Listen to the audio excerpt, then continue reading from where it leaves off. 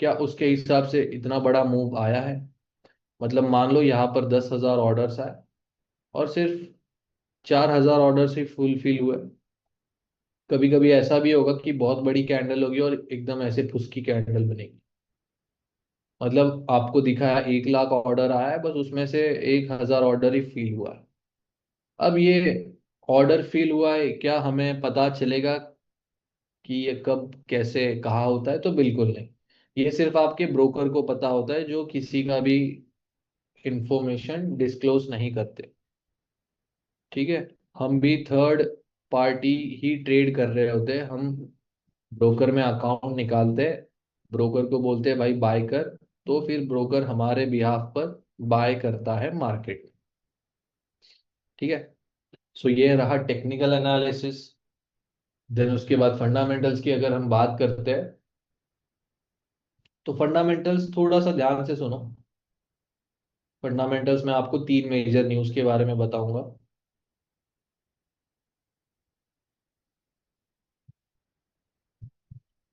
Fundamentals का होता है मतलब न्यूज ट्रेडिंग। अब न्यूज ट्रेडिंग में आपको कौन कौन सी चीजें जो कौन से करेंसी को अफेक्ट करेगी, ठीक है। अब सबसे ज्यादा मोस्ट इन्फ्लुएंशियल जो पेयर है या करेंसी है वो है यूएस डॉलर। ठीक है। यूएसए रिप्रेजेंट करता है डॉलर को, और यूएसए कैसे परफॉर्म करेगा ये भी अफेक्ट करता है डॉलर को। ठीक है। सो यूएसए एज अ कंट्री, इसके देश दूसरे देशों के साथ कैसे संबंध है या रिलेशन है, या फिर जियो पॉलिटिक्स सिचुएशंस कैसे चल रहे हैं, या कंट्री में कुछ वॉर सिनेरियोज है, या नेबरिंग कंट्रीज के साथ कुछ वॉर सिनेरियोज है, या मान लो पेंडेमिक आ गया कुछ, या फिर प्रेसिडेंट पे अटैक हो गया, तो ये जो सारी चीजें ना ये डॉलर को अफेक्ट करती है। या देश में बेरोजगारी बढ़ गई, ठीक है, लोगों के पास काम धंधा ही नहीं है, इंटरेस्ट रेट बढ़ गया, तो ये जो सारे मेजर इवेंट्स होते हैं ना, ये अफेक्ट करते हैं डॉलर को। ठीक है। बट ये कभी कभी होता है, ठीक है, ये मेजर इवेंट्स होते हैं, ये हर रोज या हफ्ते में एक बार, साल में एक बार ऐसा नहीं होता। ठीक है। या तो जब भी प्रेसिडेंट चेंज होता है या इलेक्शंस आते हैं तब भी हो सकता है। तो इतना डीप में नहीं जा रहा है हमें, हमें बस तीन फिलहाल के लिए पता होने चाहिए न्यूज, जो है एफ ओ एम सी। ठीक है। अब आज 11:30 बजे एफ ओ एम सी की न्यूज है। ठीक है। एफ ओ एम सी का लाइव न्यूज होता है, हमें डेटा नहीं बताया जाता है। सो वो मतलब कैसे बताते हैं, न्यूज के मतलब मीटिंग्स, जो बंदा आता है, जो बाइडन, वो बोलेगा कि ये ऐसा है वो वैसा है, तो लाइव स्ट्रीम पर एफओएमसी की न्यूज बताई जाती है। तो इन जनरल स्पीकिंग अगर बात करें, तो इंटरेस्ट रेट किसी भी करेंसी का या देश का, ठीक है, किसी भी देश का इंटरेस्ट रेट अगर बढ़ जाता है, ठीक है, यहाँ पर इंटरेस्ट रेट आईआर लिख देता हूँ, तो करेंसी के लिए वो खराब न्यूज है। ठीक है, नेगेटिव न्यूज है। अगर इंटरेस्ट रेट कम कर दिया ओवरऑल, तो ये करेंसी के लिए पॉजिटिव न्यूज है। ठीक है। अब इसको अगर आपको अगर नहीं समझ में आया, तो मैं एक एग्जांपल देता हूँ। मान लो ये एक बैंक है, ठीक है, ये एक बैंक क्या है, एक कंट्री की तरह ले लो इसको। अब बैंक में ना आप चले जाते हो लोन लेने के लिए, ठीक है, क्रेडिट लेने के लिए। अब बैंक बोलता है ना भाई 20% ब्याज लगेगा, ठीक है, 20% इंटरेस्ट रेट लगेगा, आप कितना भी अमाउंट लेके जाओ 20% इंटरेस्ट रेट। तो जो देखो ज्यादा कमाने वाला बंदा है, जिसके पास ज्यादा इनकम है, वो ही 20% अफोर्ड कर सकता है, बाकी सब लोग फिल्टर आउट हो गए। ठीक है। मतलब फिल्टर आउट जो लोग हो गए, वो ऐसा था कि उनका इनकम कम था, ज्यादा वो लोग पैसा स्पेंड नहीं कर सकते। तो इससे क्या होता है ना, करेंसी स्टेबलाइज भी हो जाती है। ठीक है, इतना डीप नहीं जाना है हमें। मान लो बैंक ने 20% दिया इंटरेस्ट रेट, आपने 1 लाख रुपए का लोन लिया, प्लस इंटरेस्ट रेट 20,000 एक्स्ट्रा आपको देना पड़ेगा। ठीक है। मान लो 100 में से सिर्फ 5 या 6 लोग ही अफोर्ड कर सकते हैं। अब इंटरेस्ट रेट बैंक ने कम कर दिया मान लो, ठीक है, बैंक ने मतलब देश ने, तो यहाँ पर लोन लेने के लिए कितने लोग आ सकते हैं? बहुत सारे लोग आ सकते हैं, क्योंकि 5% इंटरेस्ट रेट मतलब 1 लाख पे एक्स्ट्रा 5,000 ही तो देना है हमें, तो वो आराम से अफोर्ड कर सकते हैं। ठीक है, बस इतना ही। करेंसी को स्टेबलाइज करने के लिए या कुछ पॉलिसीज निकालते हैं सरकार, और जो उसका फेडरल रिजर्व बैंक होता है वो। ठीक है, हमें क्या पता होना चाहिए कि भाई इंटरेस्ट रेट बढ़ा, नेगेटिव न्यूज, इंटरेस्ट रेट कम हुआ, positive news. To be honest, मुझे आज तक एफओएमसी का फुल फॉर्म भी नहीं पता है। ठीक है, सो मुझे बस इतना पता है, इंटरेस्ट रेट की न्यूज पॉजिटिव या नेगेटिव आती है तो क्या करना है, बस आपको भी इतना ही पता होना चाहिए। दूसरी मेजर इंपॉर्टेंट न्यूज है एनएफपी। एनएफपी का फुल फॉर्म है नॉन फार्म पेरोल, बट आपको वेबसाइट पर ये दिखाएगा नॉन फार्म एम्प्लॉयमेंट चेंज। ठीक है, अब ये नाम का मतलब भी मैं आपको समझा देता हूँ। नॉन फार्म पेरोल मतलब जो भी गाइस फार्मिंग सेक्टर है किसी भी देश में, फार्मिंग सेक्टर को हटाकर बाकी का जो प्राइवेट है और जो गवर्नमेंट सेक्टर है, अब प्राइवेट और गवर्नमेंट सेक्टर लोगों को जॉब दे रहा है या नहीं, मतलब जॉब वैकेंसीज है या नहीं, या एम्प्लॉयमेंट जनरेशन है या नहीं, ये आपको इस न्यूज में पता चलता है।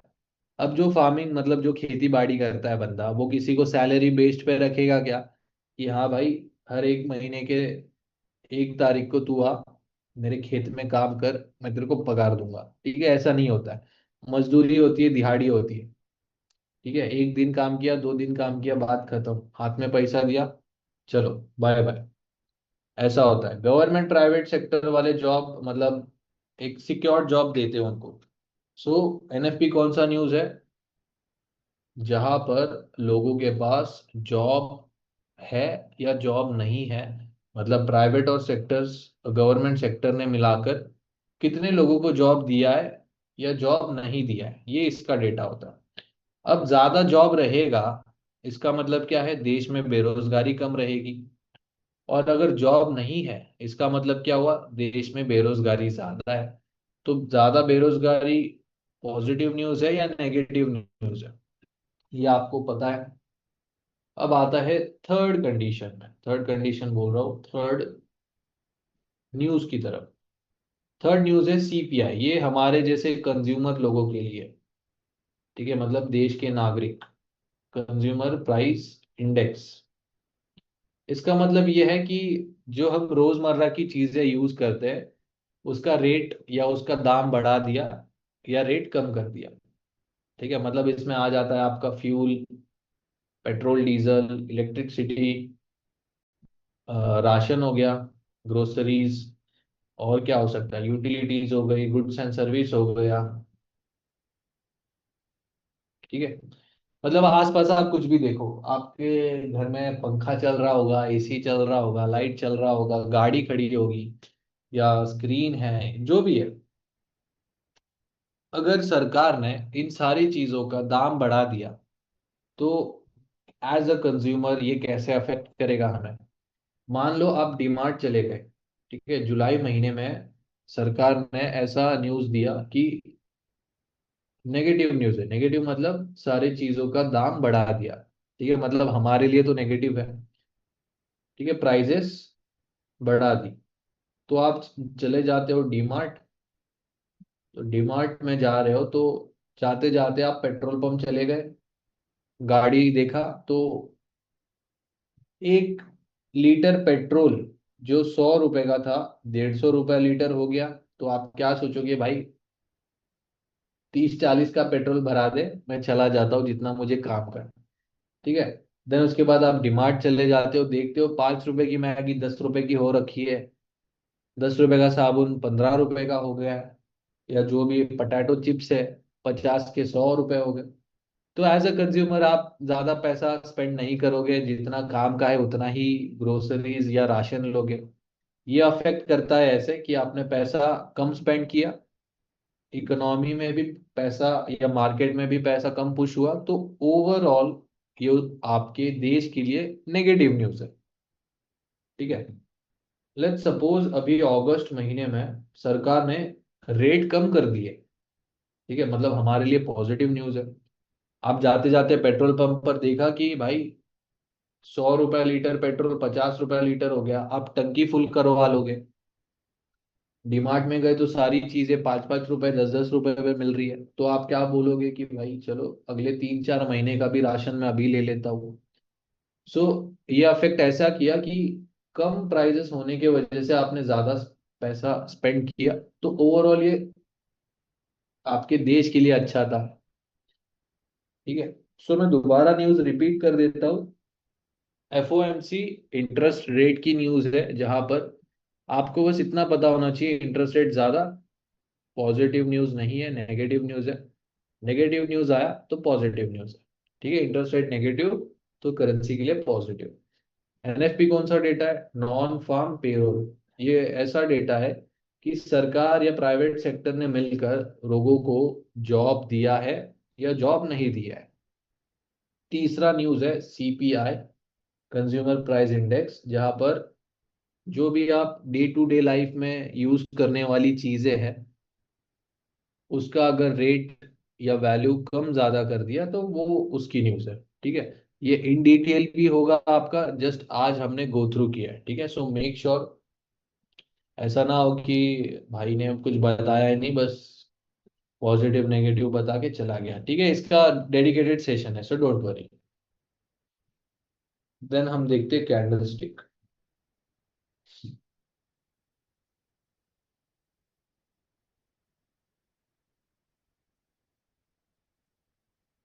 सबसे पहले देखेंगे बेरिश या बुलिश कैंडल, मतलब जो भी है ग्रीन या रेड कैंडल।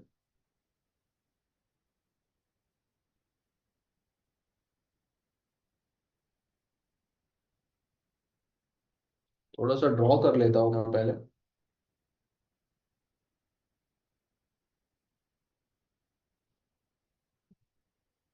ठीक है, तीन जो मैं अभी कैंडल्स ड्रॉ कर रहा हूँ ना, मतलब आपको हर 10 कैंडल में से 7 जो कैंडल्स बनेगी, ये तीन कैंडल्स ही रहेंगी। ठीक है। ये ऐसी कैंडल्स मैं आपको बहुत कॉमन कैंडल्स ड्रॉ करके बता रहा हूँ।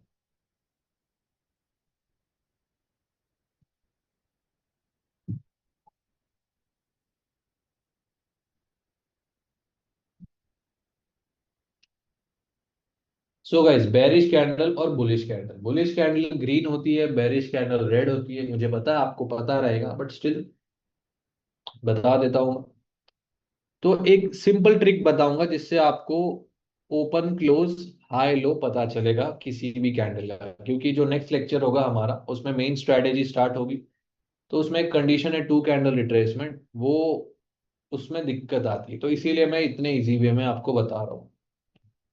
अब गाइस बेरिश। ठीक है, बेरिश मतलब बेर क्या होता है? भालू होता है। सो जो भालू है उसका जो पंजा होता है ना, वो ऊपर से नीचे की तरफ मारता है। सो बेरिश कैंडल या रेड कैंडल का ओपन होगा ऊपर से नीचे की तरफ closing. Okay. Top side open, bottom side closing. और ये जो ब्लैक कलर की मैंने लाइंस ड्रॉ की है इसे कहा जाता है विक्स। ठीक है। विक्स क्या रिप्रेजेंट करता है? किसी भी कैंडल का हाई या लो। ठीक है। सो अब इस रेड कैंडल को अगर हम देखते हैं दोबारा, सो ये रहा ओपन, क्लोज। ओपन और क्लोज के बीच में जो भी बनता है ना उसको हम कहते हैं बॉडी। ठीक है, ये जो भरा भरा या फील्ड पार्ट है इसे हम कहते हैं बॉडी। और इस पतले पोर्शन या पार्ट को कहते हैं हम विक्स। ठीक है। ये हाई और लो रिप्रेजेंट करेगा किसी भी कैंडल का। ठीक है, हाई तो ऊपर ही रहेगा और लो तो नीचे ही रहेगा, बस ओपन और क्लोज अलग अलग होता है। अब जो बुल, ठीक है, बुलिश कैंडल या जो बुल है वो क्या करता है ना, उसका जो सिंग होता है, सिंग वो नीचे से ऊपर की तरफ मारता है, राइट। सो बुलिश कैंडल का भी ओपन बॉटम से या नीचे से होकर ऊपर की तरफ क्लोजिंग आती है। ओके। और हाई एंड लो तो सेम ही रहेगा किसी भी कैंडल स्टिक का। अब ये जो मैंने तीन कैंडल्स बनाई है, सबसे पहली जो ये कैंडल है, इसका नाम है एंगल्फिंग कैंडल।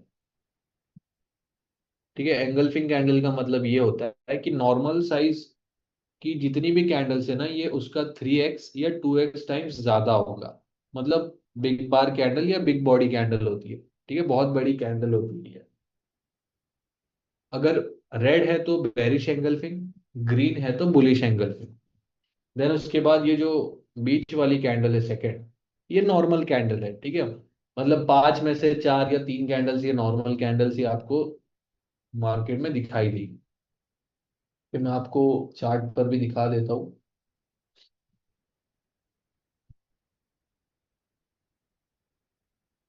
ठीक है, ये देखो 15 मिनट टाइम फ्रेम है। अब ये जो बड़ी बड़ी कैंडल्स आपको दिखाई दे रही है ना, ये एंगल्फिंग कैंडल है। अब इसका साइज देखो, नॉर्मल साइज कैंडल से बहुत बड़ी होती है। ठीक है, और ये देखो ये नॉर्मल कैंडल से है, ये नॉर्मल साइज कैंडल है। ठीक है, सो ये कैंडल स्टिक्स, एक और कैंडल स्टिक रह गई हमारी, जो ये थर्ड वन है, जिसका नाम मॉर्निंग स्टार या इवनिंग स्टार होता है। सो रेड कलर की जो भी कैंडल बनेगी कुछ इस तरीके से, इसको कहा जाता है इवनिंग स्टार। ठीक है, मतलब कहीं पर भी सेलिंग के लेवल पर इन तीन कैंडल्स में से कोई भी कैंडल एक बन जाती है ना, सो ये गुड टू गो कंफर्मेशन होता है कि आप वहां पर एंट्री ले सकते हो। सेम यहाँ पर भी रहेगा ये तीन कैंडल्स के बारे में। ये जो ग्रीन कलर की कैंडल है, इसका नाम रहेगा मॉर्निंग स्टार। ठीक है, अब इसको बहुत से लोग शूटिंग स्टार के कैंडल के नाम से भी जानते हैं, हैंगिंग मैन, और क्या है, हैमर। थोड़ा सा बॉडी साइज बड़ा हुआ तो हैमर भी कहते हैं। तो देखो गाइस, हमारे लिए इसने इवनिंग स्टार और मॉर्निंग स्टार की तरह ही काम किया है। तो जो हमारे लिए काम किया आपको भी हम वही बताएंगे। एक बुक के बारे में बताता हूँ मैं आपको, बाइबल ऑफ कैंडल स्टिक। वो बुक आप जस्ट पढ़ लेना, एक बार भी पढ़ोगे तो भी कैंडल स्टिक से रिलेटेड सारे डाउट्स आपके क्लियर हो जाएंगे। ठीक है, सो सेशन होने के बाद वो बुक भी मैं ग्रुप में शेयर कर दूंगा। ठीक है, तो नेक्स्ट लेक्चर में मेक श्योर आप उसको बस पढ़ के आ जाओ। कुछ ज्यादा नहीं है, बस 15-20 पेज है। उसमें भी एक एक कैंडल स्टिक एक एक पेज खा लेती है। ठीक है, सो यहाँ तक क्लियर है क्या गाइस? मुझे चैट में बता दीजिए।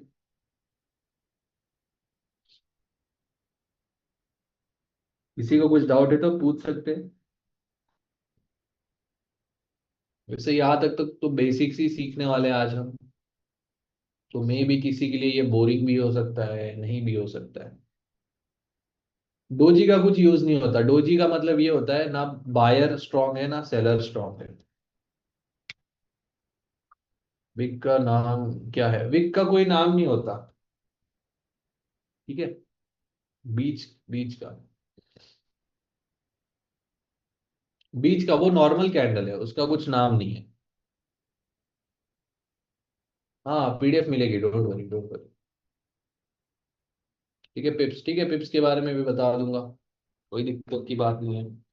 चलो एक फन फैक्ट बताता हूँ। जब पुराने जमाने में लोगों के पास कुछ डेटा रिकॉर्ड करने के लिए कुछ नहीं था, तो वो लोग कुछ इस तरीके से रिकॉर्ड रखते थे। जून, जनवरी, फेब, मार्च, अप्रैल,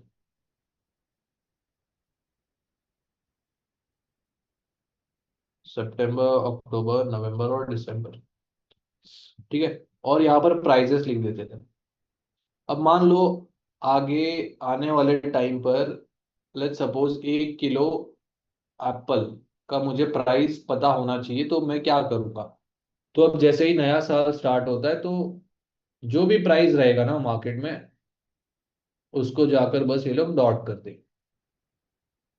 ठीक है, फिर ऐसे थ्रू आउट द ईयर्स ये लोग डॉट बनाते रहेंगे।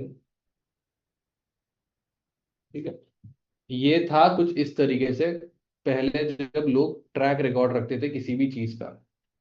फिर जापानीज लोग पिक्चर में आ जाते हैं। वो लोगों ने क्या किया, बस इन डॉट्स को ना ऐसे कनेक्ट कर दिया। ठीक है, आ गए, कनेक्ट कर दिया, बस बात खत्म। ठीक है। अब इससे हमें क्या पता चल जाता है, ठीक है, इससे देखो ये ओपन है, ये क्लोज है, ये हाई है, सॉरी क्लोज नहीं है ये, सॉरी, ये लो है, और यहाँ पर क्लोज है, क्योंकि एंड में ही क्लोज होगा तो दिसंबर में ही